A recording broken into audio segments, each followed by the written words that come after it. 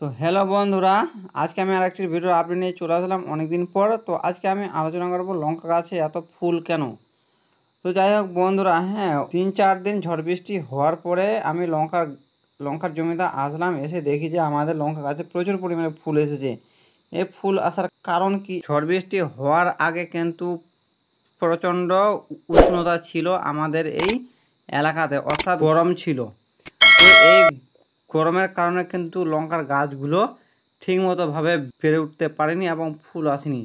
বৃষ্টি হওয়ার পর আবহাওয়া ঠান্ডা হলো এবং এই ঠান্ডা আবহাওয়ার কারণে কিন্তু আমাদের লঙ্কা গাছে প্রচুর পরিমাণে ফুল এসেছে।